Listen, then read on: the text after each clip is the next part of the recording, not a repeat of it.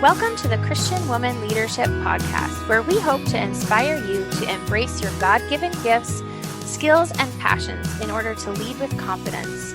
We want you to remember that you are fearfully and wonderfully made in the image of God, and you are fully loved by Him. You have been designed on purpose by God with unique gifts and passions in order to love and lead those around you. I'm your host, Esther Littlefield. And I'm Esther's co-host, Holly Kane. Together, we chat about important issues that Christian women leaders face. In addition, we interview other women just like you who lead in various roles, from church to community to business. Through this podcast, we offer you encouragement, tools, and resources to help you on your leadership journey. We are so glad you're here with us.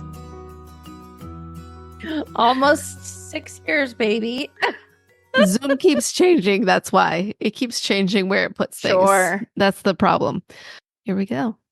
Hi, friend, and welcome to episode 234 of the Christian Woman Leadership Podcast. I'm your host, Esther Littlefield, and I am here with my co-host, Holly Kane. Hey, Holly. So glad to be here. I know. I'm so glad we're doing this. We are finally recording another episode. So thank you to all of our listeners who stick around even when we're not publishing as often as we would like. We're so glad you're here. And today I want to talk about something that we all do and that is hard to stop, especially if you're not aware that you're doing it. Mm-hmm. And it's something that is probably causing problems in your communication and your leadership and your relationships. So doesn't that sound like a big ball of fun? Well, I mean, now I'm sure they want to know what it is. Yeah. So if you're listening, I want you to be thinking, can you guess what it is we're going to talk about? Just think about it. I would ask you, Holly, if you can guess what it is. Well, but I know, but I already know. It's cheating, right? Because I read the show notes. So we're going to talk about assumptions. Okay. Making assumptions about someone else's choices, motivations, behaviors, or words spoken to you. Probably lots of other things that I could put in there that we make assumptions about. Right? Guilty. Totally guilty. Okay. Yeah. So you've made assumptions before? Oh, 1,000,000%. Okay. Probably way more often than I should have. Well, we'll talk about it, but I think it's something that we are all doing without even realizing it. And so, but I'm going to give a little scenario. And then what I would love for you to do, Holly, is if you want to think of any examples of times where either someone has made an assumption about you or that you've made an assumption about a situation or another person or another, whatever, a situation. So be thinking. Okay. I'm thinking. In the meantime, let's just pretend, and I want you to imagine if you, or just think about if this type of thing has ever happened to you. Okay, so maybe you reached out to your leader with an idea for a new project for your team. You're really excited about this idea and you share your idea in an email to your leader. Your leader reads the email, replies, and you get this email and you find yourself with your blood pressure rising. You start to feel that heat coming up through your face, and your leader's response just makes you feel like they're disregarding your perspective and shutting down your ideas. So you assume this means that the issue is done, your leader doesn't want to do your idea, and the case is closed. And you walk away from that experience feeling discouraged, confused, and you figure you probably shouldn't even bring up new ideas to your leader in the future. Have you ever had something like that, Holly, or something similar? I think that exact thing. Oh, wow. I'm pretty sure I know. I'm pretty sure I have. Yes. Okay. So it might be that this exact scenario hasn't happened to you, but I'm guessing you've probably had something similar. If you're listening to this episode, you've probably had something else like that. Or it could be that you have been on the other side of that situation where you're the one who sent the reply and you didn't hear back from your team member and you were left wondering what happened. You just had given a few pieces of feedback about the idea and why it might not work, but you were still open to discussing it and maybe exploring other options. And this is the problem of assumptions raising its ugly head. It's something that happens so often. And it's really something we can't get around because it's just a natural part of how we operate as human beings. But I think it's something that we can start to learn to become aware of. And we can do a few things. We can develop some new habits that might help decrease the chances of assumptions having a negative impact on our relationships and on our communication. So, with all that said, do you have any examples or times where you have found assumptions to come into play in your relationships or leadership journey? Okay. So if we were talking about relationships, specifically my marriage, that would be a gold mine. Okay. Yeah. Usually it is. Yeah. Because I feel like I know my husband so well, or like I am assuming, like I assume more often that he's like out to get me or whatever. Yeah. And it's like, so I'm like, that doesn't make any sense. Like, why would, anyway. But we're not going to go there. Okay. We're going to keep that part. Okay. This is not a marriage podcast. No. Probably we should talk to a counselor about it first. No, I'm just kidding. Okay. So, I actually do remember when I was in college, my friend and I were part of the leadership team for our Campus Crusade for Christ chapter, or whatever you want to call it. We didn't have an official like Campus Crusade person, like a Campus Crusade missionary adult person who was running it. So it was student led. I don't know if that's how it's supposed to go, but that's what we called it. I think it had dissipated over the years and we were trying to revive it. Anyway, my friend and I were helping make lots of decisions. We had a student-led team. There were multiple things that were going on, and we were kind of like on the forefront. And so whenever there were new things that were happening, or if we had events or whatever, when we were meeting, she or I would say like, "Hey, this is what we're going to do, blah blah blah blah blah," like whatever. And so we had a lot of new people coming in. We had a lot of people who were joining, and it was great. The group was growing. We were super excited. But then we had one of the other leaders come up and say, well, there's a bunch of girls who are intimidated by you. They think that you're not friendly. They think that you are aggressive and that you are bossy, and they don't think that you're very welcoming. And I was like, well, who are they? No. That was probably my first reaction, but right. It was really more of the fact that we had so much to do. We were doing a lot. Like we didn't have as much time to mingle as other people did because we were leading things. And oftentimes some of the other leaders in the group would just kind of sit back and be more chill and casual during the meetings. And so they had more time to talk to people. And we always tried our best to make sure that people felt welcome and whatever. Yeah. But they really made an assumption about who we were and how we operated and what kind of people we were without ever talking to us, without ever trying to get to know us. And so that was really difficult because we felt like we were trying our best to create an active group and, try to be there for people and try to do a lot of different things.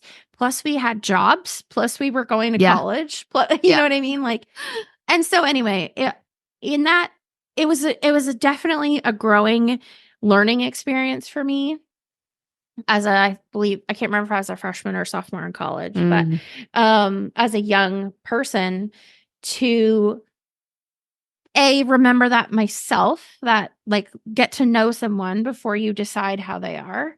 Yeah. But also as a reminder, as a leader, that people's perceptions will be different than how you really are, number one. And number two, like oftentimes you have to just remember that people are judging you. And sometimes you have to really go out of your way to, I don't know, make people feel comfortable and accepted, even though you feel like you're doing it. So Yeah. anyway, as soon as you said assumptions, that's honestly the first thing that came to my mind. Isn't that funny? From all the way back like in that was an college. impactful experience for you, obviously. And I think that probably people listening can really relate to that story. And I know I can in various situations. Yeah. And I think it just, I want to talk more about this. And I think what I want people to do in listening to this episode as well as afterwards is really to think about, how am I having assumptions about other people? It's really easy to find the times where people are making assumptions about us. But also, I think what I want us to really do as leaders in particular is think about how are my own assumptions and biases and stories that I have in my head affecting the way I interact with other people. And so I have a couple other examples. Oh, go ahead. Well, no, it just makes me think about, like, as I look back on like the times that I've made assumptions, a really easy one to kind of pull out is like, haven't you ever met someone that maybe you didn't really like at first? Yeah. And then you got to know them as a person and you're like, or like maybe their first impression wasn't great, or, it was awkward or weird or something like that. And then you get to know them and you're like, oh, they're not at all like the way I originally thought they were. And we make assumptions. And I think the problem, and we'll talk about this probably, is when the assumptions become conclusions and we don't step further after that. But anyway, I don't want to step on over all the things that you're going to talk about, but it just made me think of that. Like, there's been numbers of people that I have been like, oh, they're not at all as I originally thought they were. Yeah. Oh, it's so good. I was just having a conversation with my husband the other day, and he was talking about we've moved into a house in a new neighborhood, and like we're trying to like kind of be friendly with neighbors and get to know people, and he said that he had waved to a guy when he was driving by, and this guy just like stared into the distance and didn't acknowledge him or didn't wave back. And, he was like, that was just weird. I was like, well, maybe he was having a bad day. Maybe he was lost in thought about something else. Like, I was trying to do the thing that we're talking about, which is not make an assumption about the fact that maybe this guy isn't friendly. Like, maybe he was just truly distracted, didn't see Scott wave to him, like whatever it might be, Right. But our tendency is to be like, oh, that person is rude because they didn't wave back to me. That's our tendency and the likely kind of assumption that we make when we do something and someone doesn't reciprocate that. Yeah. So, yeah. Okay. So I have a few other examples of ways that this might come into play. So maybe you text a friend and she doesn't reply back. And so you assume, oh, she's probably upset with me about something, right? You walk by your boss and they have a really like kind of upset expression on their face. And you think, oh, he must be frustrated with me or upset with me in some way, right? Maybe there's a pile of laundry not put away on your bed that your spouse said they were going to fold. That's never happened. Still hasn't been folded. And you think, my husband is just purposefully trying to annoy me. This is just his mission in life is to annoy me. Now, if we're honest, both Holly and I would probably be the culprits of leaving a pile of laundry on the bed. So turn it around and our spouses might be thinking my wife is trying to annoy me. Yes. Or maybe, a social media post that your sister made. She's probably referring to that fight you had last week and she's just saying it in a cryptic way, right? These are not real situations. Let me be clear. Yeah. These are not based on, any of these could be a real situation, but we're not talking about specific situations. We're not referring to anything specific. No. I'm just giving examples of times where assumptions could come into play and where you might think, oh, this XYZ is the reason that person did that or didn't do that or replied this way or didn't reply. or did that thing. And sometimes you can be right in your assumptions. Like you said, Holly, if you're married, you typically know your spouse pretty well, and you might have a correct assumption about what's going on. But I have learned the hard way that many times I am very, very wrong about my assumptions. So, Yeah. Okay. So, two truths about assumptions that I have found, and if you think of any others, please jump in. Okay. One is that we all have them and that they're not always bad. So, I used this example in a little talk I gave recently where I was like, okay, I have an assumption that when I am out driving and I get to a red light, that everybody should stop. Like if it's a red light, the assumption is we're going to stop and we're going to let the people going the other direction go, right? Yeah. That's a normal assumption to have. It's based on past experience and what is expected to happen at that time. Now, there's times where that might not happen. And my assumption could be wrong, that the car coming the other way might not be stopping and I have a green light and that could cause a problem. But for the most part, there are times where, we have assumptions and they're not always bad. But the second thing about assumptions is that they can be dangerous, especially when you aren't aware of them and when you aren't paying attention to the assumptions that are coming into your mind, almost like subconsciously they're happening throughout the day. So, any other truths about assumptions that you want to shout out there? Yeah. So the first one kind of made me think about sort of sometimes our gut reactions or like trusting your gut. And I think that I'm glad that you reminded us/me that they're not always bad, right? Sometimes you do need to trust your gut.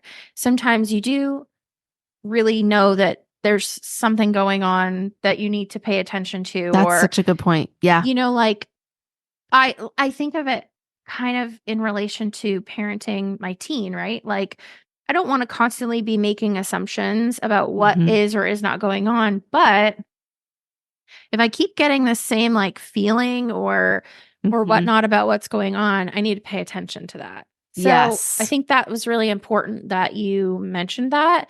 And I think when we use the word assumption, oftentimes like it has that negative connotation. But I think it's just important to be sort of aware of that. Yeah. I think the other thing that I was really thinking about when we were kind of thinking through all these different scenarios and you kind of read that little list is oftentimes the reason that we make an assumption about a situation is because we're thinking about ourselves. Like, so if you think about the friend that hasn't texted you back, that was one of your assumptions. Like, oh my gosh, she's mad at me. What did I do? Rather than her kid's puking and, dinner is ruined, and she's not even thinking about you, not in like a negative way, right? But like she's got a lot going on right now. And so we make assumptions oftentimes because we're too busy thinking about ourselves and we're not thinking about others, or we're not willing to be generous with other people. I guess maybe generous is not the right word. Gracious. Yeah. Giving people the benefit of the doubt. Yes. Yeah. Yeah. And that's actually something I want to talk about a little bit later, but I'm really glad you brought it up. Another thing that what you just said made me think of is I think another reason that we make assumptions the way we do is because we're thinking about the way we would interact in a certain situation. And if the way someone else is interacting is different, then we assume bad motives when it might just be they have a different personality or, a different motivation in the situation. And it's not a bad one, So that's something I've really had to learn. And like you mentioned, marriage, like that's something that Scott and I have worked through a lot in our marriage because we have very different ways of seeing the world. And if I am assuming that he's seeing the world the same way I am, then it causes problems, right? If I don't recognize that he has a different perspective and a different way of valuing certain things and certain interactions differently than I do, then I'm just assuming that he's being a jerk Yeah. when it's Yeah. actually just a different way of approaching life in some ways. So, And I think too, like, life experience really sometimes predisposes us to certain assumptions. So, for example, if you always had mean teachers growing up, right? Or you had difficult times with your math teacher. Your math teachers in every grade were always hard. So you make the assumption that all math teachers are mean, and that's not necessarily the case. Or, if you've had bad like boyfriend girlfriend relationships, well, all men are like this and all men are like that. And I watched a show recently, and this made me think of it when we were just talking about it.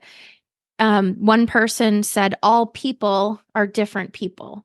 So even if, like, all the math teachers in the world, there might be one that's actually super nice. You know what I mean? Yeah. Like, Yeah. so I think that sometimes our past experience lends us to that. And I think it's really important to, now maybe that's more along the lines of a stereotype, but it's definitely, we make assumptions about specific people based on either a stereotype or an experience that we've had. Yeah. So, Yeah.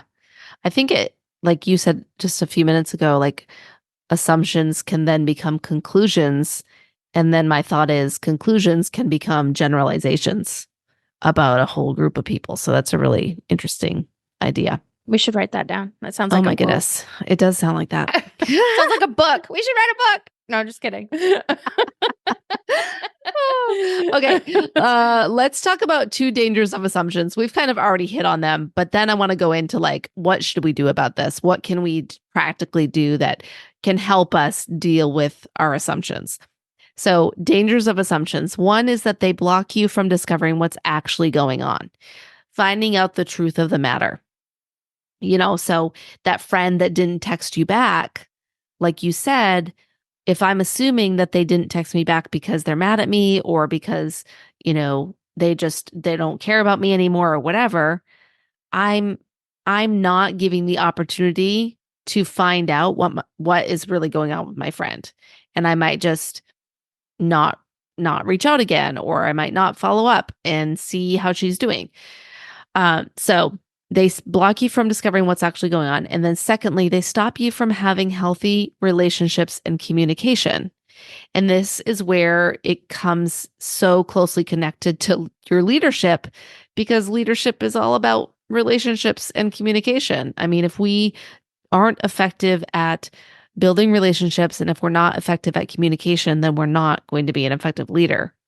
And so if we are allowing assumptions to take place in our communication and our relationships, it's going to really destroy our leadership, I believe.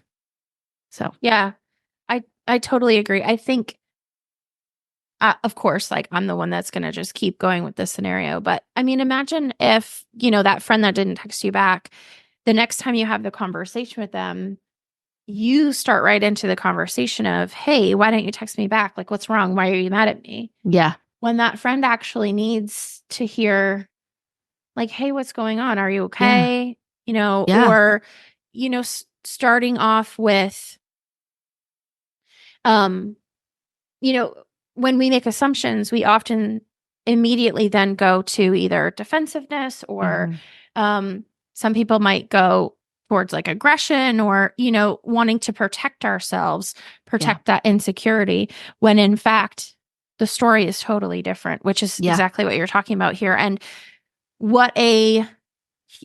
it's like making a mountain out of a molehill. Like, what a thing to, like, blow up, when if we just stopped making assumptions or stopped ourselves and, tried to figure out what was happening first before we we went all the way with it.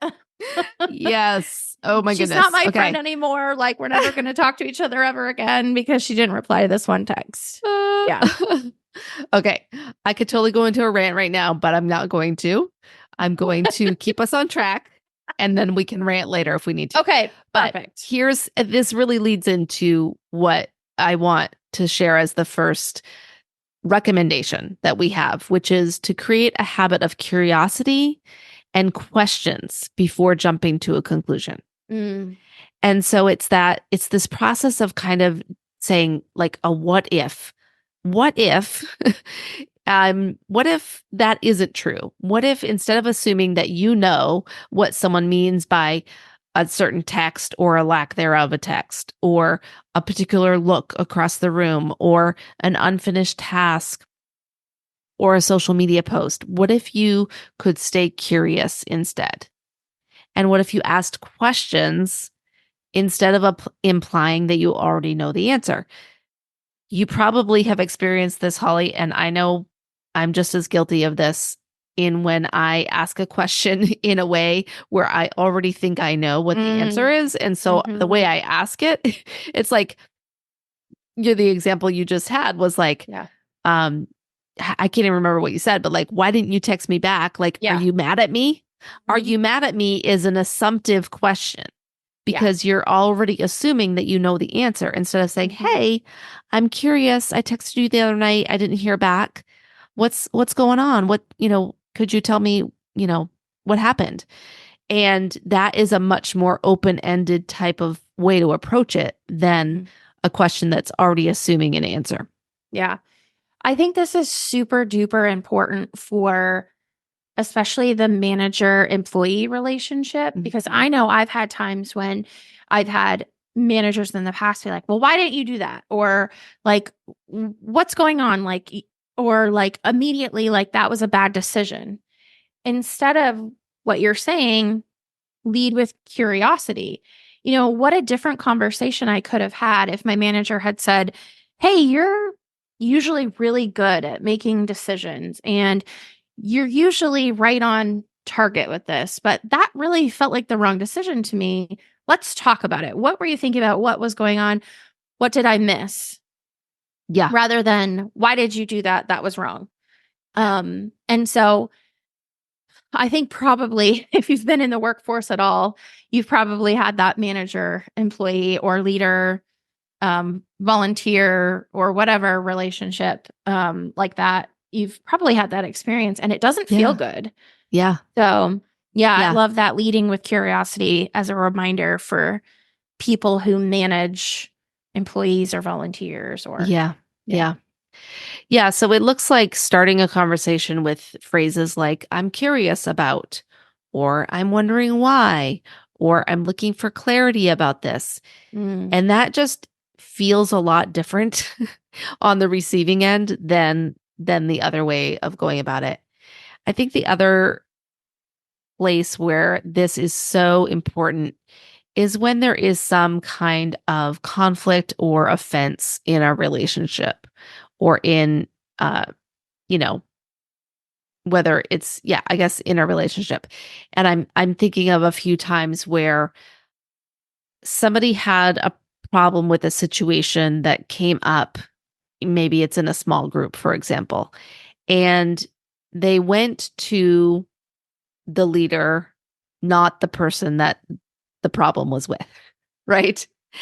And as a leader, you're probably going to have that situation where someone comes to you with a complaint or a conflict that relates to another person.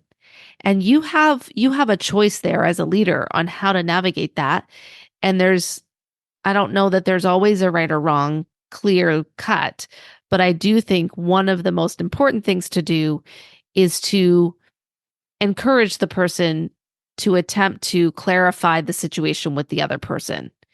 And if they're not able to, then you as the leader need to approach the other person and attempt to clarify what's going on versus going in assuming that the story you heard from person A is exactly what happened. And I can think of so many times where it's done differently, and it's done where just the leader goes in and just approaches person B with like an outline of what they need to do differently next time instead of giving an opportunity for clarity and questions and curiosity to be to be there And there's so many assumptions being made that it really inhibits any sort of resolution to that problem.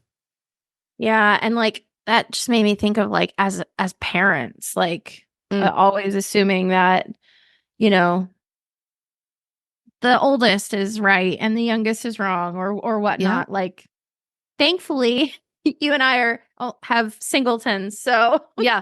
But in our cases, that yeah, in our cases, I can think of like situations at school. Like, yeah. my child has had a situation or a conflict with another child, and what I want to do and what I believe is that my child is right and your child is wrong, and I want to go in there and just tell you as the parent of the other child that your kid is messed up and needs to stop doing what they're doing. But like, that's not going to be an effective way to approach that conversation. And I have to go in assuming that, yes, I love my child and I believe she is having a bad experience with this other kid, but I also need to assume that there's probably another perspective that needs to be heard in some cases, you know? Yeah. So, Yeah. Okay. All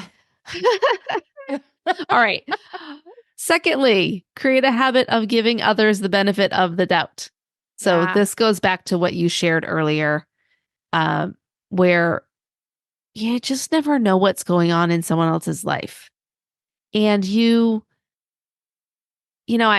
think of it like, I remember a time when I had to go to the doctor. I was sick and I had to get a prescription filled. And the prescription ended up costing like a ridiculous amount of money. And like, this was back in the day where we were like, had no money. Yeah. And we were like penny pinching every dollar we were definitely following the Dave Ramsey, budgeting system, and we were saving every little penny. And like, I had a complete crying meltdown at the pharmacy because I was like, didn't know how I was going to pay for this prescription. And I'm thinking like, the person on the other side of that could have just assumed that I was like a crazy person or just being ridiculous, or they can assume. And so I think of situations where I have been in a really difficult season of life or a really difficult day, just having a crappy day. And the person at the cashier register can either have a kind word or something encouraging or a smile that makes me feel, I might have a really bad look on my face. I might look like the worst grump in the world, but the cashier can either smile and say, have a nice day, or they can just reciprocate that angry look or, not say anything. And this is kind of rambly, but basically what I'm saying is like giving others the benefit of the doubt that just because they have a bad look on their face or they don't respond in the way that you hoped, or there's, that again, the unreturned text or email or whatever, like we're so quick to judge and so quick to think, oh, they're just, that's how they are. They never do XYZ, and we forget that maybe they're just having a really hard time. Maybe there's something else going on in their life. Maybe there is a reason that they're responding in this way right now. And it's not easy to do. I'm very quick to judge, but I am trying to keep this in mind when I interact with people. I think it kind of reminds me of like in social media and like reels and TikToks and stuff like that. You often see those videos of people behaving poorly in public and they get canceled. They get, oh, she's such a Karen or whatever. And it may be true. That person may be unhinged, but there are often times, if someone had a camera on me when I was in public, that it would have been bad, and we cancel people because, or, head to the comments really quick to be like, oh, it's so awful, da, da, da. But we don't actually know what's going on in anyone's life. And, it's really easy to point the finger than it is to engage with people and find out, like we were talking about, giving people the benefit of the doubt, being curious, So it just makes me Yeah. think about how, and it's like instantaneous assumption and judgment in a lot of those like Yes. video social media interactions. So Yes. Yeah. It's so true. And I definitely I struggle with that a lot. And I think about like you said, like if any one of us had our worst moments recorded and published, like we would look like horrible people, Crazy right? We people. all have moments where, we struggle, we are not kind, we, we yell, whatever it might be. Like there might be things that we struggle with. And again, it's not to excuse bad behavior. Like we're not saying like Right. just give everybody a pass and everybody just gets to do whatever they want. No. But when we see these short clips of people that are 10 seconds, 30 seconds long, and it's like, okay, maybe we need to step back and say, oh, I wonder what's going on in that person and what else was surrounding that situation. So when it comes to this actually in like your everyday life, again, practically we can try to give people space to share their perspective or their experience. So if something's happening at work and there's somebody who's just seems to be you know treating you poorly on a consistent basis, like you might need to just pull them aside and say, hey, I'm just curious, like what's going on? Like I feel like maybe the past couple weeks you've been treating me differently than before, and I'm wondering what's going on. Just like opening it up for that type of conversation to give someone, and then they might tell you, you know what, I just found out, my brother-in-law has cancer, and I'm just really struggling to even be engaged at work. And it could be anything. It could be something that you have no idea about and no concept that was even nothing to do with you. It had nothing to do with you. Or maybe they might not like you. That's also an option. And that's I mean, certainly totally okay. We don't have to be liked by everybody. Right. Yeah. Yeah. I don't know why that came to my mind, but it did. Well, because that's another topic for another episode. But like leaders, write that down. We aren't always going to be liked. That period, end of story. Yep. So you might be right when you think that person doesn't like you. It's possible. They might not. So, okay, this last one I feel like we've already kind of hit home on, but create a habit of having real conversations to resolve conflict or miscommunication quickly. And, again, this is the type of thing where I was referring to earlier, like when there's a offense or something comes up where there's conflict in a relationship and it's happening right then, like take that opportunity to go ahead and talk to the person. And we've probably talked about this on other episodes, but I just have to say it again because I feel like the more we get into the digital age, the bigger this problem is becoming, which is you cannot try to resolve conflict via text or email or social media messages. It is a really bad idea. Yes, it is. And if somebody sends you a message on text or social or email that there is conflict or discomfort or it's uncomfortable, you probably need to say, hey, I think this is a conversation we need to have on the phone or in person. So I'm not going to continue this unless we hop on a call. Like one person has to basically refuse to continue to engage in that conflict via text messages or via email in order for it to not go completely off the rails. I think relationships are ruined by miscommunication that happens in formats that are not designed to actually allow us to hear each other's tone of voice and see each other's facial expressions and have that actual connection with someone. That, again, because when you read a text message, when you read an email, you're reading it through your lens of you're interpreting what you think they're Oh, yeah. saying, right? Like Yeah, how I've literally added like attitude to I mean, like texts or we messages. have had these conversations, Holly, where you have read me text messages and you're like saying it with a tone of voice, and me too. I've Yeah. read that. I've read someone's social media post and been like, oh my word, just like how arrogant or whatever. It's Right. like the post Yep. might not have actually been posted in an arrogant way, but I read it that way. Mm-hmm. So Yeah. that's one of my rants, and it makes me sad for future generations if we don't get this thing, if we don't get a handle on it. Like people are not going to learn how to actually have ongoing human relationships if we don't learn how to deal with conflict in a healthy way.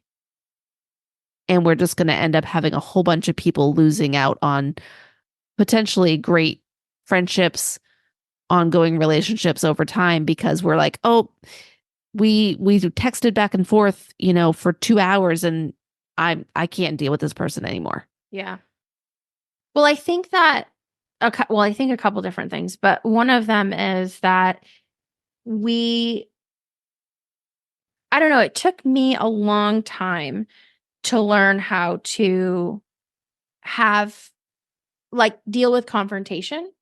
I mean, I remember being young and every time I would have a confrontation with someone, I would cry.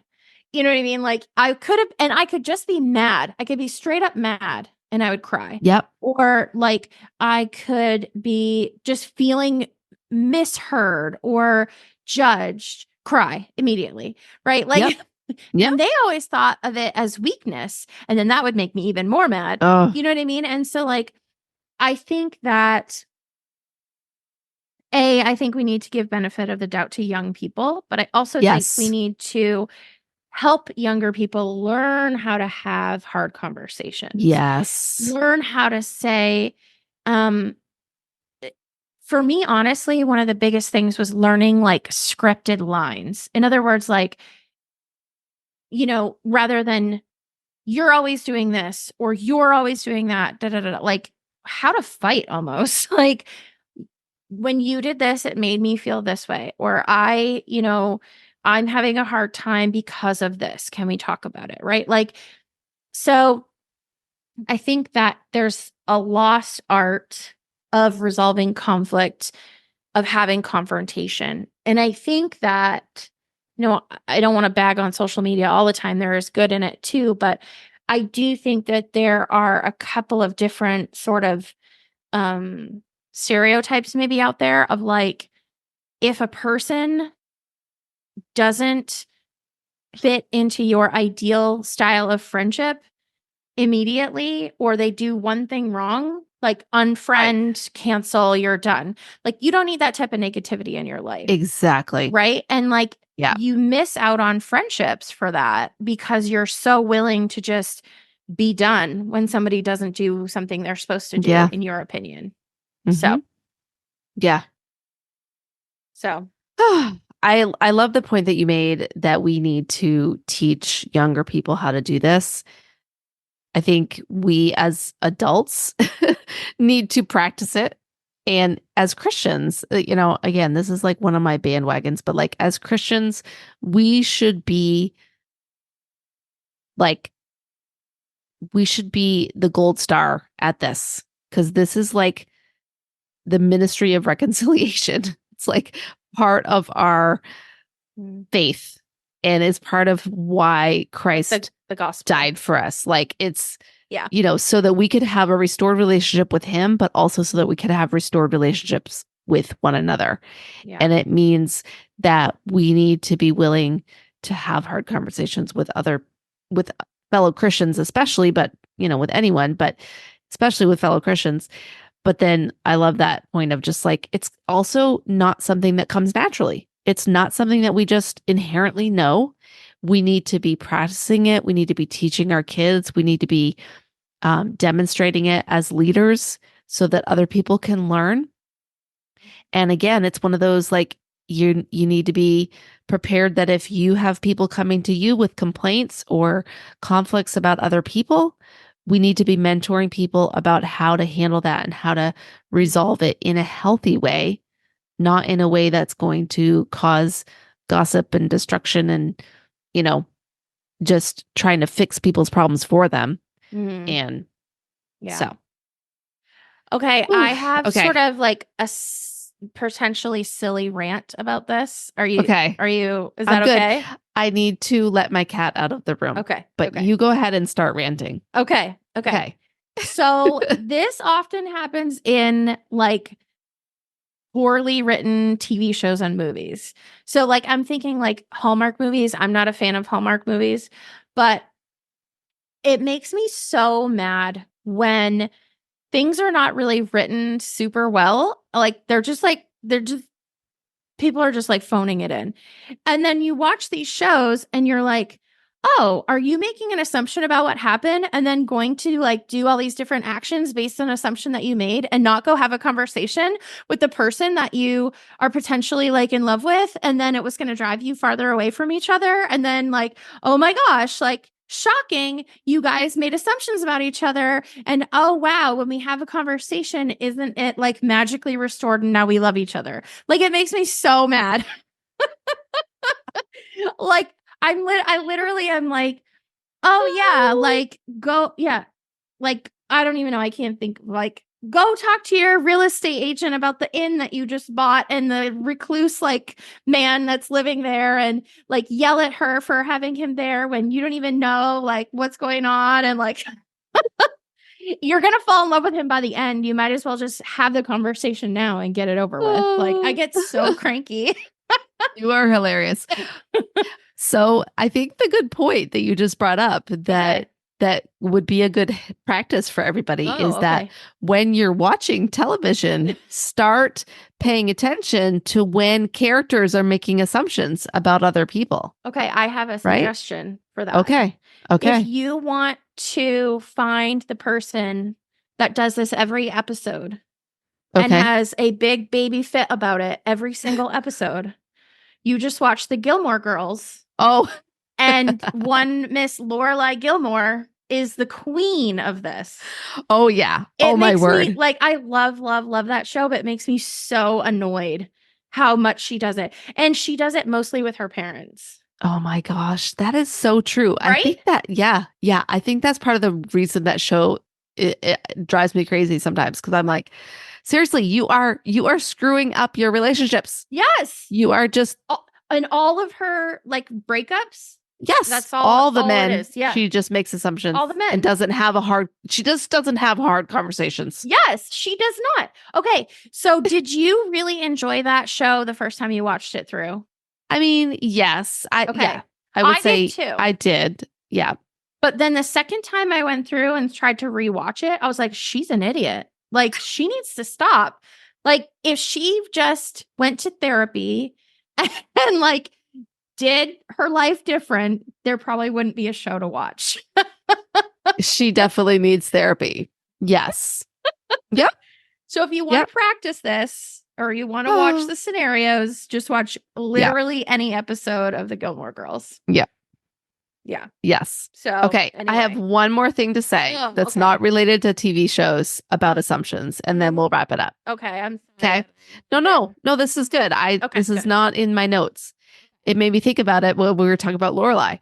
So what I'm thinking is we've talked a lot about assumptions and how we can make assumptions about other people. But I think also we need to think about the assumptions we're making about ourselves. Ooh. Okay. Give me an example though. How am I making an assumption about myself? Gosh. Well, you have to ask for an example. Okay. So help me through it. Okay, here's another way of thinking about assumptions. It's the story I'm telling myself. Oh. Have you ever heard that phrase? Yeah. I think it's from Brene Brown.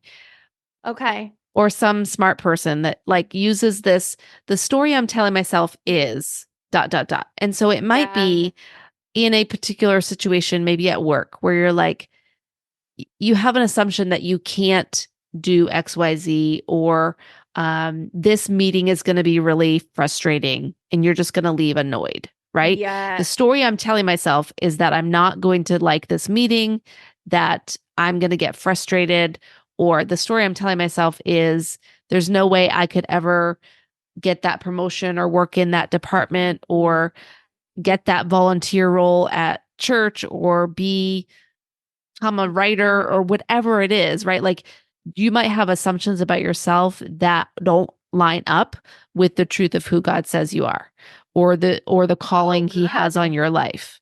And so you need to also question your own assumptions about yourself, not just about other people. Look at you coming in for the home There we run at go. the end. No, that's I'm really only saying this because I literally have to work on this myself. And yeah.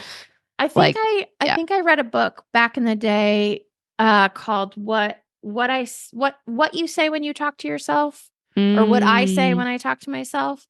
All Okay. about sort of like your inner monologue. Yep. Or your inner voice, whatever you want to Mm-hmm. call that. But it totally goes along with this Yeah. whole idea of oftentimes we act out of the story that's playing in Yeah. our mind. Right. Or in my case, the movie that's playing. Yep. Yep. Right. And it's either an assumption about ourselves or an assumption about someone else.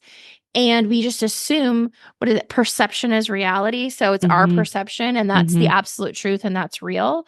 And most often that's wrong. Like, Yeah. We're usually wrong. yeah. Yeah. Yeah. So that's really good. I'm Okay. really glad that Well, good. you put that in there Thank at the you. end. Yeah. Okay. Okay. Well, thank you, friends, for listening. We hope this has been helpful for you and your leadership. Yeah. And now we're going to wrap up with our fun question of the day. I So, think this one is going to stick be around. off the charts. Okay. Off the charts. What's the word? Off the Off the rails? Off the rails. Going to be unhinged? And mine is. Okay. I just have to say this. So, for those of you who have been listening to the podcast for a while, and we used to have episodes every week. And then we had episodes twice a month. And lately it's been like we're at once a month right now. So I apologize for that. But there's been a few times where Holly and I use Voxer and we Voxer back and forth, or we just get on a phone call with each other and we have some sort of crazy conversation. And I'm like, man, we could have recorded that and had that for an episode, Esther and Holly Unhinged. Like just no actual topic, but a lot of really ridiculous conversation. I think a few people would listen to that. I don't care how many people listen to it, as long as every single person that listened to it laughs the whole way through, because we are really funny. Right. Despite That's what important. both of our husbands say about us. Exactly. We are really funny. Yeah. Okay. Yeah. Okay. If you're listening to this and you think we're funny, could you leave us a review? Let us know. And tell us that we're funny. And then we can show it to our husbands and we can prove them wrong. Yes. This is written on the internet somewhere that we are funny. Yeah. So therefore it's real.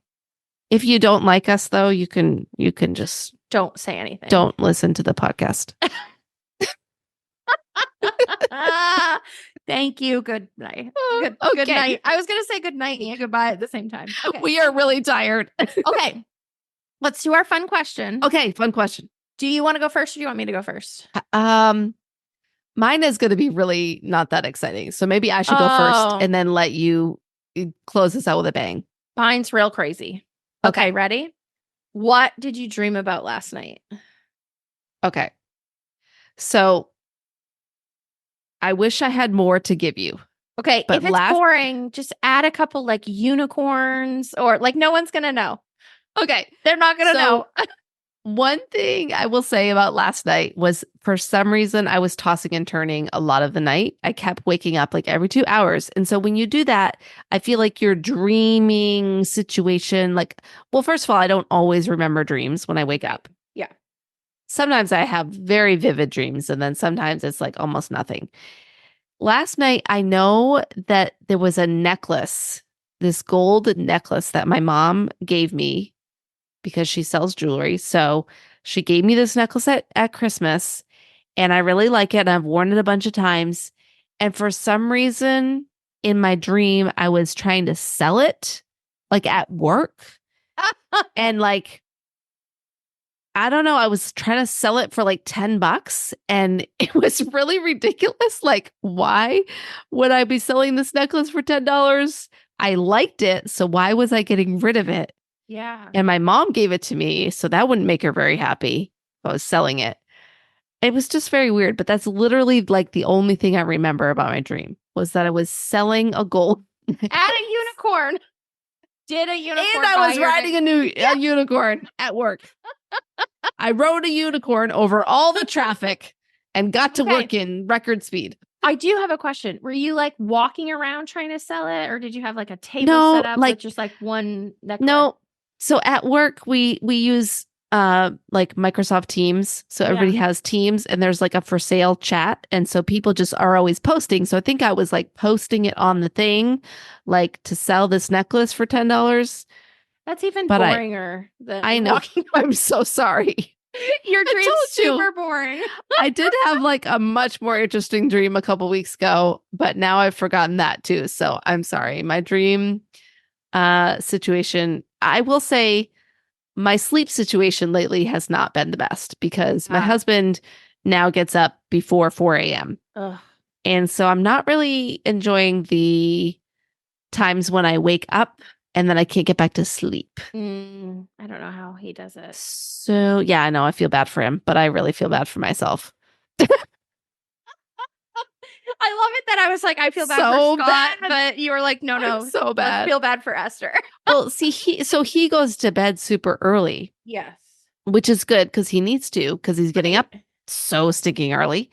But I don't go to bed that early. I go to bed like at my normal time. But then if I wake up when he's getting up and I don't go back to sleep, then I am really not getting enough sleep. And then I'm struggling. Let's talk about assumptions. Okay. What are the assumptions? Are you waking him up when you get into bed? I don't believe I am. Okay. Okay. He has not commented on that. He has not. And he doesn't seem to. He doesn't seem to have a conversation about that. I will have a conversation, but I try to be real quiet. See, the difference is when I go to, well, I do use the bathroom and stuff, but anyway, I'm giving you a hard time. No, I think he would tell me if I was like waking him up. Yeah. But anyway. Okay. Now let's hear your dream. It's going to be better than my story. It's so unhinged. Okay. So it's tornado season here. Oh, okay. Yeah. And we've been getting a lot of like windstorms, but not like tornadoes really as of recently. But we've had this tree that we've had to take down.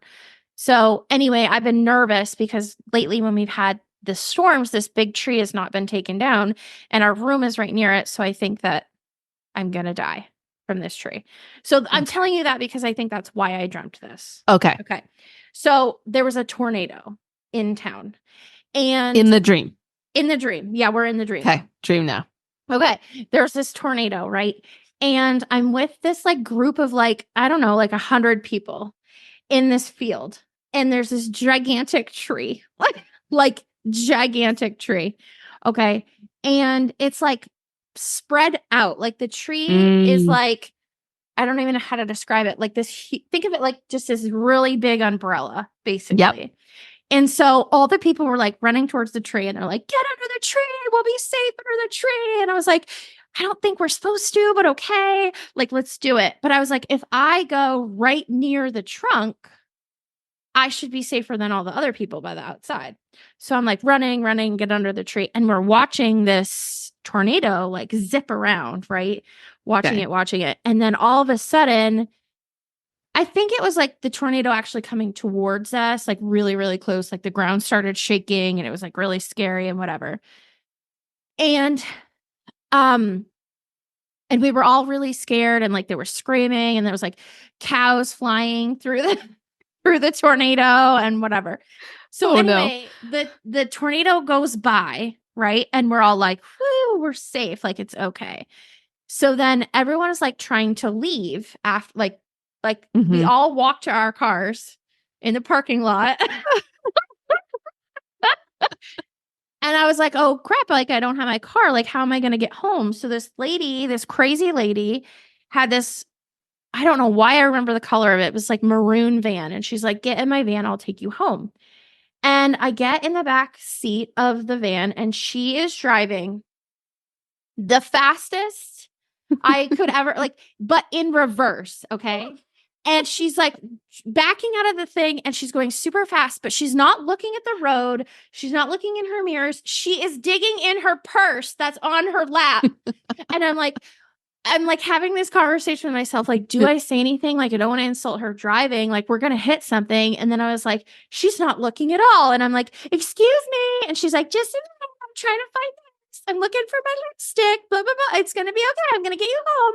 And I'm like, we are going to hit something. We are going to run into somebody. There's all these people in the parking lot. There's cars everywhere. And she's like basically doing donuts, like as fast as you can go in reverse, looking at her purse.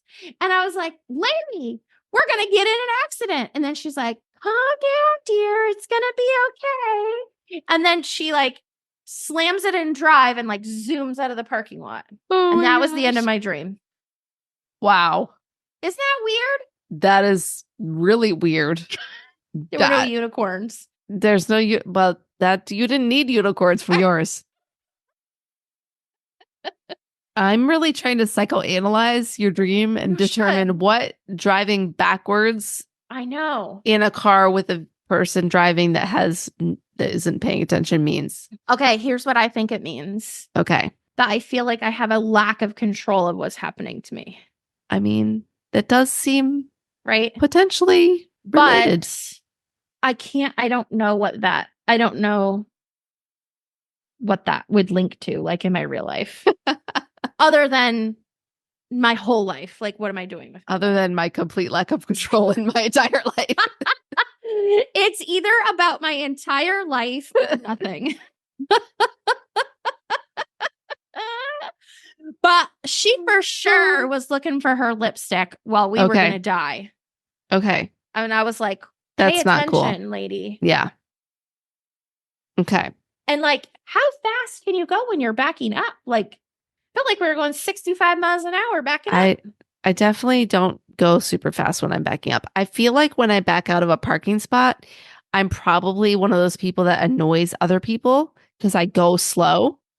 Because I'm not like I'm always like worried that I'm going to hit somebody or something. So I go slow to make sure I'm being cautious and not smashing into someone else's car. That's really nice. I'm the person probably in the car being like, come on. What's your Get out of the spot. You're probably making assumptions. Yes, yes, I am. Oh my goodness. Okay. Well, that's your monthly view into my messed up brain. Well, thank you for the view. That's great. So friends, thank you for listening today. And we're going to sign off for now. And we'll hopefully be back in a couple weeks or a month. We'll see. We'll be back. We just don't know. We'll be back. We are going to have a strategic planning session for the podcast, which is going to allow us to get some clarity about our next steps. So I think one of our favorite things is sitting down with notebooks and strategically planning something or anything. And we have not done that in a really long time. And if we can do it on a beach, we've done that before. Notebooks on a beach. Can we go to a beach for this one? Yes, it's a one night situation, so this might not be a good plan. No. Oh, okay. Well, no. Maybe we could find a body of water to sit near. Okay. There's like a weird retention pond in my neighborhood. Because we might get eaten by an alligator while we're strategizing. There's no alligators in the retention pond. Do you know that? No. See? But it would be really weird if there were.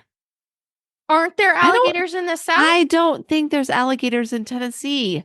We had this conversation at dinner one night. Well, I'm going to find out. We'll find out. Okay. All right. Tune in next time to find out if there's alligators in Tennessee. Thanks for joining us on the Christian Women Leadership Podcast. Do you want to become a more confident leader? Then make sure to grab the Confident Leader Manifesto. This is a resource that Holly and I developed just for you, and I share all about it in episode 6, Leading with Confidence. You can get the manifesto for yourself at estherlittlefield.com/confident. And that's confident with a T. Now, don't forget, your leadership matters, and it's time for you to embrace your gifts and lead with confidence.